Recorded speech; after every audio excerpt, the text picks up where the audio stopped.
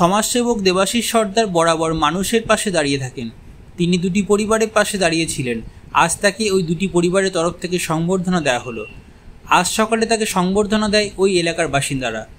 এই বিষয়ে তাকে জিজ্ঞাসা করা হলে তিনি জানান, মানুষের পাশে দাঁড়াতে ভালোবাসেন, এইভাবে সারা জীবন মানুষের পাশে দাঁড়াতে চান। আগামীতে শিলিগুড়ি ভেনাস মোড় এলাকায় পানীয় জল বিতরণ কর্মসূচি করার ইচ্ছে রয়েছে বলে তিনি জানান। আমি আমবাড়ি মহামায়া কলোনিতে এসেছি। এনারা আজকে আমাকে সম্মান প্রদান করলো। আমার সমাজ সেবামূলক কাজ দেখে আমাকে পুরস্কার দিল। খুবই ভালো লাগলো। এদের পাশে আমি দাঁড়াতে পেরেছি। আগত ভবিষ্যতে যেন সবসময় এদের পাশে থাকতে পারি, সুখ দুঃখে সাথী হয়ে থাকতে পারি। এর আগেও তো এলাকায় এসেছিলেন, একটা গরিব মেয়ের সাহায্যের হাত বাড়িয়ে দিয়েছে। হ্যাঁ, এসেছিলাম। আরও যদি কোনো গরিব মেয়ের কোনো প্রবলেম হয় বা বিয়ে দেওয়ার, সেই সময়ও আমি পাশে দাঁড়াবো। আমি সবসময় মানুষের পাশে দাঁড়াতে ভালোবাসি। এই সংবর্ধনা পেলেন, এরপরে কাজের গতি আরও বাড়ানোর? হ্যাঁ, কাজের গতি তো আমার আরও উদ্যোগ বাড়বে। আমার সামনে আরও প্রচুর সোশ্যাল ওয়ার্কের কাজ আছে। সেই কাজগুলো তো আমাকে করতেই হবে না মানুষের জন্য। কী কী করণীয় রয়েছে আপনার এলাকার জন্য?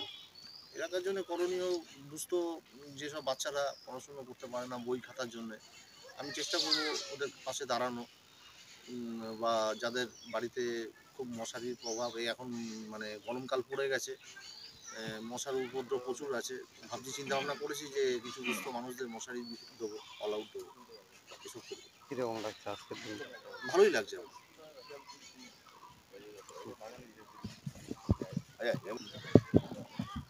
এরপরে আগামীতে আপনার কর্মসূচি? আমার শিলিগুড়ি কমিশনারেটের ওখানে ভেনাস মোড় আছে, ওখানে মানে পুলিশটা তো আমাদের সবসময় সহযোগিতা করে, ওরা জনপ্রতিনিধি হয়ে। এখন তাদের নিয়ে তো অনেক চিন্তাভাবনাও তো আমাদের করতে হয় সোশ্যাল ওয়ার্কারদের। তারা এই গরমের মধ্যে সব মানুষদের মানে সহযোগিতা করে, সেই জন্য তাদের কিছু জলের একটা ব্যবস্থা করব। এটা ভেনাস মোড়েই করবো আমি। আগামী মোটামুটি 10-12 দিনের মধ্যেই করবো, এই পরিকল্পনা আমার আছে। আপনারা দেখছেন নিউজ প্রাইম টাইমস। আমাদের সাথে থাকুন এবং দেখতে থাকুন নিউজ প্রাইম টাইমস, আপনাদের সাথে আপনাদের পাশে।